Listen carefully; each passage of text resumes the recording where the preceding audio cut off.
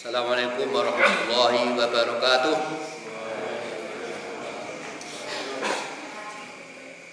Assalatu wassalamu ala asrafil anbiya'i wal mursalin wa ala alihi wa sahbihi ajma'in. La in sakartum la zidanakum wa la in kafartum inna adzabi lasyadid. Amma ba'd.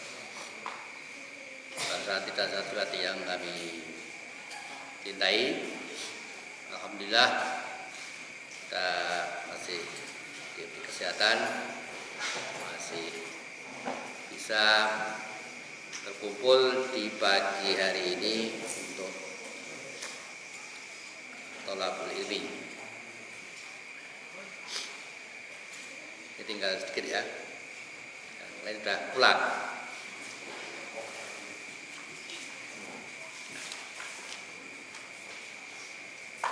Jadi jalannya jauh sekali jalannya. Jadi kelas berapa nih? Kelas berapa? Hah? Kelas 1? Oh, ini kelas 2? Kelas 3? Ada 4? Kelas 5? Kelas 6? Oh, salah diwakili. Itu kelas berapa itu? Yang masuk kelas berapa itu? Hah? 5? Yang putri kelas berapa? Yang putri ini kelas berapa aja? Ada kelas 1? Ada kelas 1? Nah. Kelas 2? Kelas 3? Ada? Nah. Ya, walaupun kita pilih lengkap ya, dari kelas 1 sampai kelas 6. Baik, untuk hari ini sedikit saja. Jadi kita sudah melaksanakan puasa kurang lebih 20 berapa ya? 23 tuh kalau salah ya. 23. Sampai nanti sore ya. 23 hari. Jadi kurang 7 hari kita sudah akan merayakan hari raya Idul Fitri. Biasanya akhir-akhir itu malah kadang ibadah kita itu menurun kadang-kadang gitu ya. Pada awal Ramadan sampai pertengahan itu biasanya ibadah kita meningkat, tapi kadang menjelang akhir justru malah menurun, kadang begitu. Atau mungkin pada awalnya meningkat, pertengahan turun, pada akhirnya meningkat. Ada juga ya seperti itu gitu ya, karena menjelang malam Lailatul Qadar. Ya, para sahabat dan santriwati sekalian, jadi puasa ini juga sebagai salah satu perintah dari Allah pada kita semua agar kita itu bisa hidup secara harmonis antara satu dengan yang lain. Dan juga dalam hubungannya dengan Allah Subhanahu wa Ta'ala. Jadi ada ungkapan hubungan kita itu dibagi menjadi dua. Ada hubungan yang bersifat vertikal, ada hubungan yang bersifat horizontal. Ya, ada vertikal, ada horizontal. Jadi horizontal itu hubungan kita dengan Allah. Yang vertikal itu hubungan kita dengan sesama manusia, itu disebut dengan vertikal. Jadi hubungan ke atas, lurus ke atas, dan hubungan lurus mendatar. Nah, itu namanya apa? Vertikal itu yang lurus ke atas, horizontal itu yang lurus mendatar. Nah, jadi hanya dua hubungan itulah hidup manusia. Jadi hidup manusia itu pertama berkaitan dengan hubungan manusia dengan Allah dan hubungan manusia dengan sesama manusia. Maka Allah Subhanahu wa Ta'ala sudah memberikan pada kita aturan-aturan bagaimana kita harus hidup di dunia ini secara vertikal dan secara horizontal tersebut. Nah, dalam surat An-Nisa ayat 36 Allah Subhanahu wa Ta'ala berfirman, A'udzubillahi minasyaitonirrajim. Bismillahirrahmanirrahim. Wa'budullaha wa la tusriku bihi syai'a. Wa bil walidaini ihsana wa bidil qurba wal yatama wal masakin wal jari dil qurba wal jaril junubi was sahibi bil jambi wa banis sabil wa ma malaikat aymanukum innallaha la yuhibbu man kana mukhtalan fakhura. Ayat An-Nisa ayat 36. Jadi dalam surat tersebut, An-Nisa ayat 36 tersebut, Allah Subhanahu wa taala sudah memberikan kepada kita aturan-aturan bagaimana kita harus menjalin hubungan kita dengan Allah dan bagaimana kita harus menjalin hubungan kita dengan sesama manusia. Berkaitan dengan hubungan kita dengan Allah, Allah Subhanahu wa taala berfirman sebagaimana kita baca tadi, wa budullaha wa la tusriku bihi syai'a. Jadi sembahlah Allah dan jangan menserikatkan dengan apapun. Jadi kita diminta untuk menyembah pada Allah. Kenapa kita harus menyembah pada Allah? Karena Allah lah sebagai Tuhan kita semesta alam ini. Tuhanlah yang menciptakan alam semesta ini. Tuhanlah yang memberikan rizki pada kita. Tuhanlah yang memberikan kenikmatan pada kita. Kita bisa tidur. Ya, kalau kita ngantuk, kita tidur, wah itu nikmat sekali itu ya. Nah, maka itulah Allah yang memberikan nikmat. Kita lapar, kemudian makan, bisa nikmat. Ya, kita melihat alam semesta ini yang begitu indah. Mungkin kita sekali-kali pernah berwisata, pergi ke gunung, pergi ke pantai, kemudian pergi ke taman-taman yang indah. Itu begitu nikmat kita menikmati pemandangan-pemandangan itu. Nah, semua itulah Allah Subhanahu wa taala yang memberikan kenikmatan. Ya, kenikmatan. Maka kita tidak boleh menyembah pada selain Allah. Kita harus menyembah hanya pada Allah Subhanahu wa taala. Itu maksudnya wa budullaha. Wala tusriku bisa, dan tidak boleh kita mensekutukan dengan apapun. Jadi mensekutukan Allah.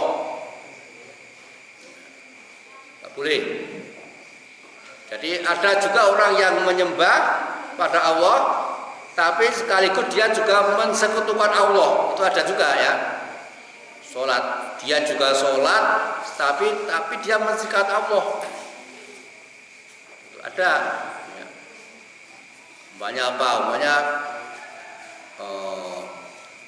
dia sholat, tapi dia juga masih menggunakan hal-hal yang dilarang oleh Allah agar dalam hidupnya itu dia berhasil. Umpamanya kalau sakit dia masih minta datang pada dukun gitu.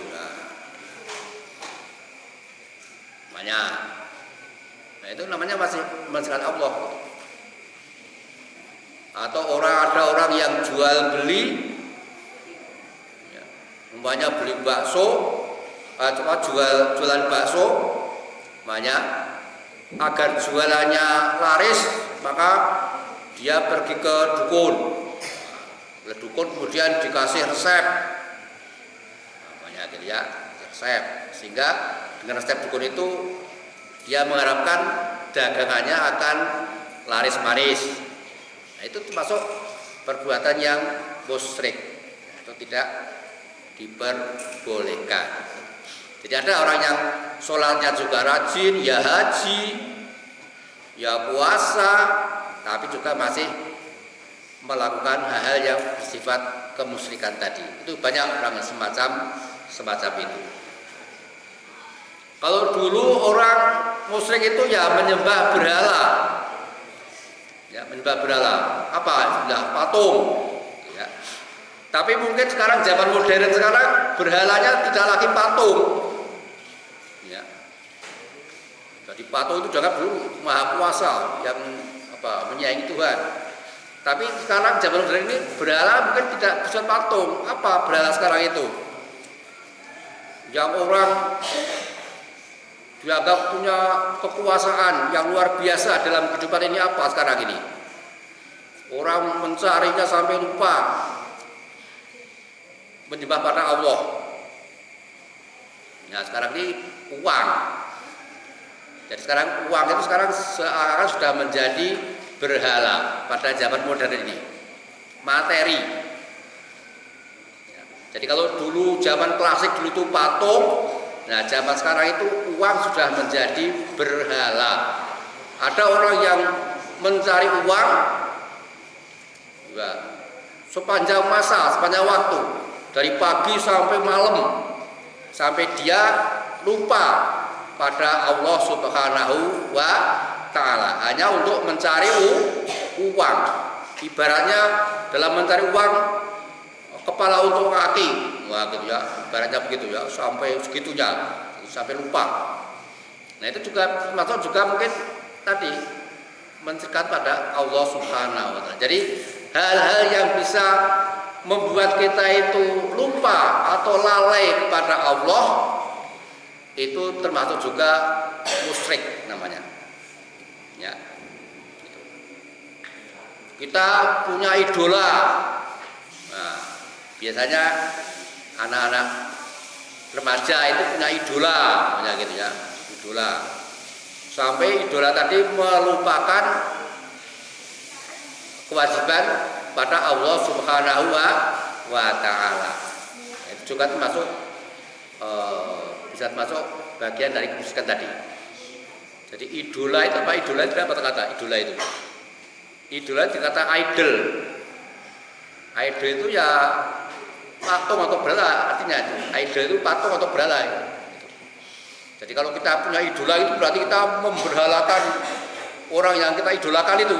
Wah gitu. Jadi idola itu kata idol itu artinya berhala. Ya, kata idola dari idol. Wah, ya. Idolanya penyanyi siapa sekarang ini? Wah kita idolakan. Itu dari pertama agar hidup kita itu damai, agar hidup kita tenang, agar hidup kita itu tidak ada ya rasa keresahan, sedih. Nah, maka kita harus menjalin hubungan yang baik dengan Allah Subhanahu wa Ta'ala, yaitu beribadah kepada Allah Subhanahu wa Ta'ala. Apa ya? Jadi sholat, puasa, itu yang artinya kita kewajiban kita untuk menjalin hubungan Allah pada Subhanahu wa Ta'ala. Jadi kalau kita melakukan sholat dengan rajin, berarti hubungan kita dengan Allah sudah baik. Kita menjalankan puasa, kita menjalankan rukun Islam yang lain, nah itu berarti kita sudah menjalin hubungan Allah dengan baik. Jadi itu pertama adalah wa'budullaha wala tusyriku bihi syai'a. Jadi menyembah pada Allah dan kita tidak mensekutukan Allah dengan apapun. Apapun itu umum ya. Bisa dengan tadi ya, bisa kita dengan mensekutukan Allah dengan orang, bisa mensekutukan Allah dengan benda, bisa mensekutukan Allah dengan idola tadi. Nah, itu nggak boleh kita mensekutukan Allah dengan idola. Kita boleh punya idola, tapi jangan sampai idola kita itu justru malah melupakan kita pada Allah. Nah, idola yang paling ideal itu pada siapa? Pada Nabi Muhammad Shallallahu Alaihi Wasallam. Itu yang paling, itu idola kita, yang harus kita ikuti, kita tiru, kita banggakan. Ya, itu adalah Nabi Muhammad Shallallahu Alaihi Wasallam. Idola kok penyanyi atau bintang film atau bintang sinetron, malah nanti justru malah membuat kita lupa pada Allah Subhanahu wa Ta'ala. Nah, yang kedua adalah wa'budullah wa la tusyriku bihi wa bil walidaini ihsana. Apa? Wa bil walidaini ihsana. Artinya kita harus berbuat baik kepada walidain, orang tua. Nah, jadi kalau mau hidup kita itu baik, kita harus berbuat baik kepada orang tua. Bagaimana cara berbuat baik kepada orang tua? Ya, kita menjaga agar orang tua itu tidak tersakiti oleh ucapan kita, oleh perlakuan kita, oleh sikap kita. Berarti kalau kita sudah bisa menjaga itu, berarti kita sudah berbuat baik kepada orang tua. Nah, tentunya dalam berbuat baik ini ada batas-batasannya tentunya. Nah, mungkin karena Anda sekalian masih remaja, maka cara berbuat baiknya bagaimana? Ya, tadi tidak menyinggung perasaan orang tua. Kalau berbicara dengan orang tua harus dengan ucapan-ucapan yang baik, yang sopan, gitu ya. Jangan sampai dengan orang tua ketus, ya.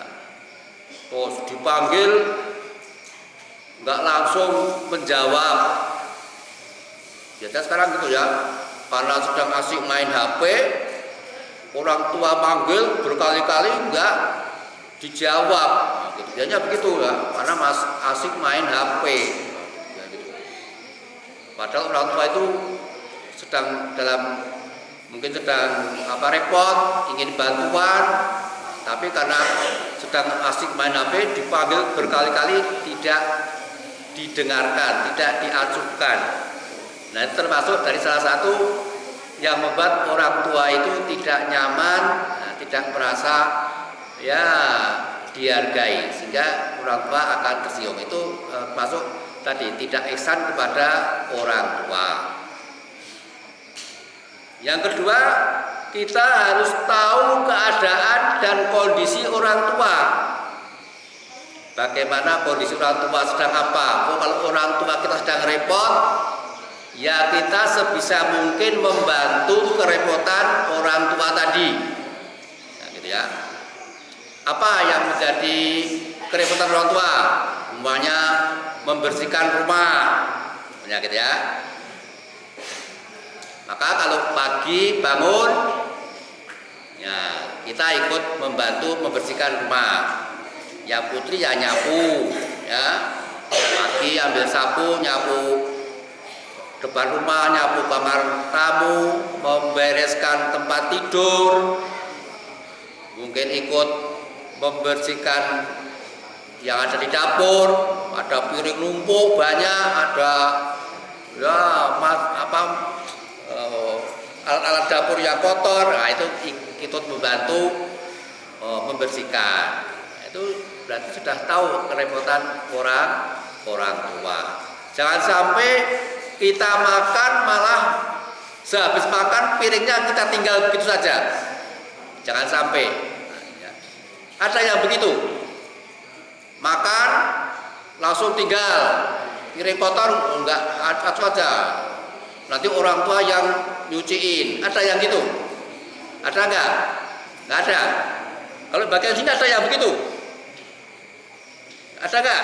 Yang kalau makan sudah enggak nyuci piring, tapi malah ditinggal. Yang suruh nyuci siapa? Ibunya atau bapaknya? Ada enggak? Ya. Kalau ada ya itu supaya itu dihindari semacam itu. Itu yang ketiga itu, gitu ya. Jadi membantu kerepotan orang tua. Tahu kondisi orang, apalagi sedang ini mau hari raya ini, tentunya orang tua akan repot sekali ya untuk mempersiapkan hari raya, membersihkan rumah, kemudian menyiapkan snack, ya. Wah, itu repot sekali. Membeli baju, mempersiapkan baju yang akan dipakai anak-anaknya, wah itu repot sekali gitu. Nah, maka sebagai anak kita harus tahu kondisi orang tua, yaitu kondisi ekonomi dan kondisi kerepotan sehari-hari. Kondisi ekonomi, nah, kira-kira hari raya ini bagaimana kondisi ekonomi orang tua saya? Oh, gitu ya. Jangan hanya buka Shopee. Nah, buka Shopee nanti COD. Wah, ya. Enggak bilang dengan orang tua terus COD terus. Nanti orang tua yang repot. Ada paket datang yang bayari orang tua. Anda malah pesen terus gitu ya. Baju ini, wah itu. Nah itu malah merepotkan orang. Jadi kita harus tahu kondisi keadaan orang tua. Ekonomi orang tua seperti apa sekarang ini? Gimana? Nah, gitu keadaan seperti apa? Kerepotan orang tua seperti apa? Kalau repot ya kita bantu supaya orang tua tadi bisa ringan,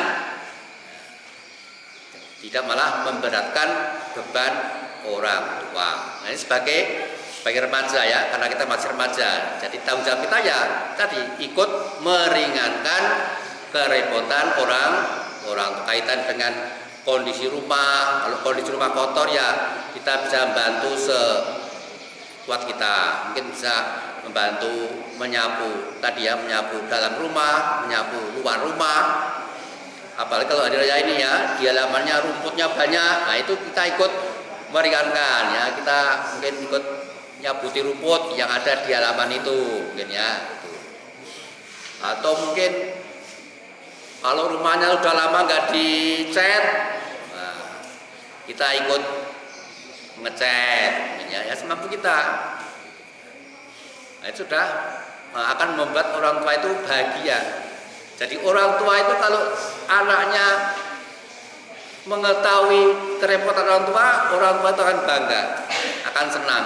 Sehingga kalau kita minta sesuatu maka orang tua akan dengan ikhlas, dengan ridho memberikan apa yang kita minta. Itu kalau kita bisa mengambil hati orang tua. Jadi kalau kita minta sesuatu caranya mudah sebetulnya. Gimana caranya agar kita bisa dipenuhi permintaan kita? Caranya bagaimana? Ya kita harus bisa membuat orang tua itu bahagia, membuat orang tua itu lega. Caranya bagaimana? Ya tadi ikut membantu kerepotan orang tua. Wah, anak ini kok rajin sekali ya. Wah, sehingga kalau minta langsung ya diusahakan untuk dipenuhi ya gitu. Dan orang tua tentunya akan senang kalau tahu anaknya rajin di rumah, kok tahu kerepotan orang tua, nah, gitu ya. Gitu. Orang tua pasti tidak punya uang, dia nggak minta apa-apa, nah, gitu ya. Tidak malah sebaliknya, ya, permintaannya banyak, sehingga orang tua repot, sehingga orang tua membuat orang tua emosi, marah, karena uangnya sudah mepet, tapi permintaannya macam-macam. Nah, itu enggak bukan tidak masuk ihsan tadi. Jadi wabil walidaini ihsana. Jadi berbuat baik kepada kedua orang tua. Ya, jadi tadi pertama berbuat baik kepada Allah dengan jalan apa? Menyembah Allah, tidak mensekutukan Allah dengan apapun. Yang kedua, berbuat baik kepada orang tua. Wabil walidaini. Dan wabil qurba. Kita juga harus berbuat baik pada kerabat dekat. Ya. Kerabat dekat siapa? Ya kakak, adik. Nah itu kita harus berbuat baik gitu ya. Jangan dengan adik atau kakak kita itu egois, menang sendiri, ya gitu ya.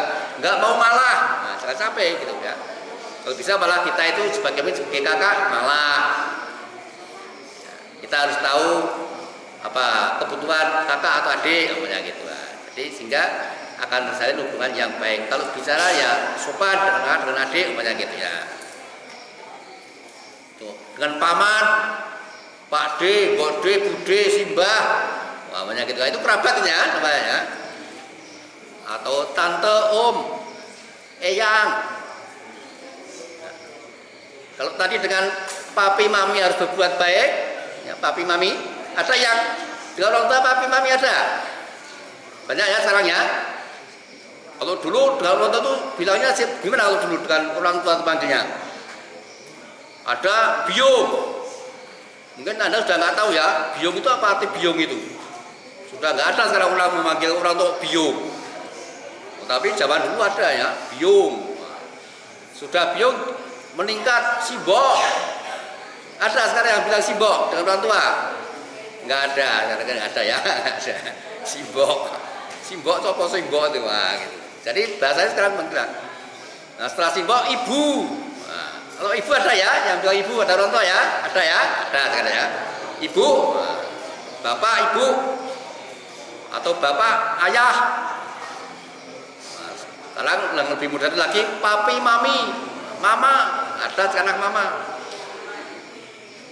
Ini tolong sepeda saat saya di pompa, papi mau ke sawah, mau menyangkul. Papi nyangkul. Ini mami kok kerepotan ya.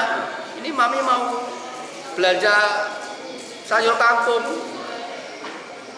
Tolong ini tempenya digoreng, mami repot. Ada ya semacam itu. Nah itu ya. Jadi berbuat baik pada bidil kurba. Jadi pada paman, pada bule bude, simbah, mbah kakung, mbah putri. Nah itu juga kita harus berbuat baik. Artinya kalau bicara ya sopan, ya tidak menyinggung perasaan mereka. Ya, kemudian yang selanjutnya wal yatama wal masakin. Kita juga harus berbuat baik pada orang miskin dan orang yatim piatu, itu harus berbuat baik. Piatu. Ada anak yatim, ada orang miskin, jangan malah dihina. Ada anak yatim, jangan malah ejek, tapi malah itu malah dibantu kalau punya kesulitan. Kalau kita nggak bisa bantu uang, ya kita harus memperlakukan anak yatim tadi dengan baik, jangan malah diejek. Ya. Kemudian wal jari dil kurba, dengan tetangga yang dekat, ya, kanan kiri, ya, kita harus sopan, berlaku sopan. Ya. Kalau ketemu ya menyapa, ketemu ya senyum, nah gitu ya. Jangan lewat rumahnya nggak pernah menyapa, nah, gitu. Itu namanya nggak berbuat baik itu, nah gitu ya. Jadi kepada tetangga yang dekat, wajaritil kurba. Tetangga dekat itu berapa? Ukurannya itu kanan itu 40 rumah. Nah, itu sudah tetangga dekat, gitu, tetangga dekat. Wajaril junubi, juga tetangga yang jauh. Kita juga harus menjalin hubungan yang baik dengan tetangga kita yang jauh. Jadi tetangga dekat kita berbuat baik, tetangga jauh juga kita harus berbuat baik. Ada kerepotan tetangga kita bantu, umpamanya tetangga ada kematian, ya kita bantu sebisa mungkin ikut mendirikan tenda, berikan deklit umpamanya gitu, atau kerepotan kalau putri mungkin ikut bantu masak atau gitu, masak. Itu namanya ihsan. Kemudian wasahibi bil jambi, dengan kerabat, teman sejawat, ya, teman antar teman kita juga harus berbuat baik, ya. Jadi tidak menyinggung perasaan mereka, tidak berbuat ghibah, tidak menghina, ya. Kalau berkata juga sopan, kalau WA-an, main WA juga milih kata-kata yang baik, tidak menyinggung. Nah itu namanya berbuat baik. Wasahibi bil jambi. Jadi teman sejawat kita juga harus berbuat baik.